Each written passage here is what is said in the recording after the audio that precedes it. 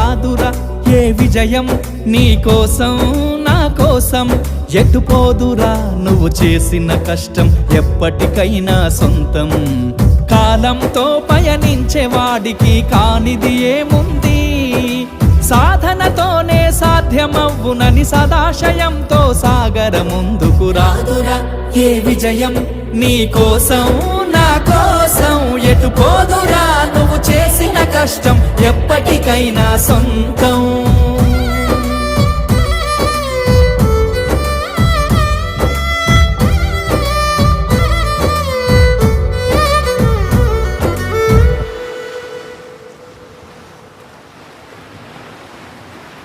చాలా బాగా పాడారు సార్. నా జీవితం గురించే పాడినట్టుంది.